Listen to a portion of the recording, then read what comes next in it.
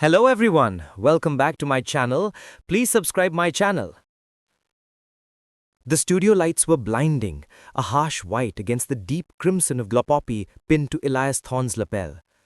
At 100 years old, the veteran sat ramrod straight, the silver gleam of his service medals catching the camera.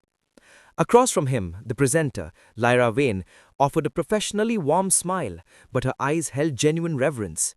They were preparing for the annual Remembrance Day broadcast in the fictional nation of Ethelgard. Lyra began with the expected reverence, guiding Elias through the well-worn path of memory, the moment he lied about his age to join the naval auxiliary, the terrifying rush of the landing crafts, and the faces of the young men he'd called brothers.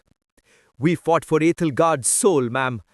Elias's voice was surprisingly clear, though it carried the rasp of a distant century. "We were kids, really, scared out of our wits, but with one idea hammered into us. We were fighting for the Golden Promise. That was the name they gave it. A future built on dignity, where everyone was seen and the common good was the highest law. I saw Lieutenant Alistair fall protecting a medic. I watched young Finn freeze solid on the forward deck. They gave everything for that promise." He paused, looking down at his trembling, age-spotted hands. "I was just the lucky one who came home." Lyra waited, letting the silence hold the weight of his sacrifice. This was the moving, emotional core of the segment, a tribute to heroism. But she had one last standard question to ask, the one meant to connect the past sacrifice with the present day. "Mr. Thorne," she leaned forward slightly, her voice softening.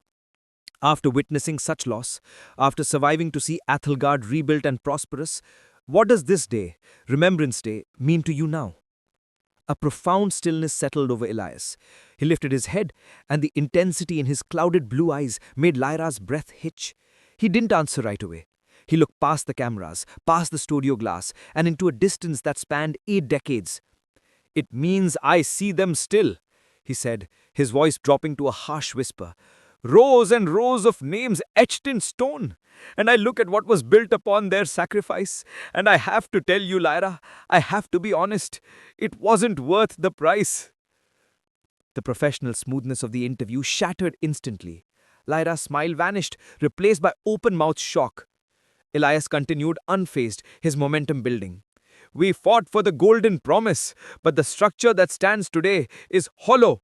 We were told we fought to preserve the shared purpose, the kindness, the neighborly duty, the simple dignity of a life well lived.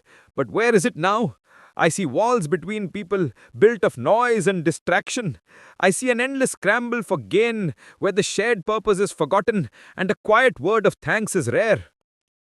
His eyes, now burning bright, fixed at the camera lens, speaking to the entire nation. "My friends died so that the essence of Ethelgard, its heart, could survive and flourish. But the heart is weak, Lyra. It's tired and it's forgotten its own rhythm. The freedom we won was not the freedom to forget why we fought. I'm sorry, but seeing the result, the sacrifice of all those young men seems to have been made for a beautiful painted husk." Lyra, stunned but profoundly moved by his raw, unscripted honesty, interjected immediately, her eyes welling up. "Mr. Thorne, please, I'm so deeply sorry you feel that way. I want you to know that the generations that have followed, including me and my own children, are incredibly grateful for your bravery and the loyalty of every single service member who served Ethelgard." She placed her hand over her heart. "The golden promise you fought for, the ideals of unity and dignity, they are not gone. They are buried under the noise, yes, but they still exist in the debt we owe you.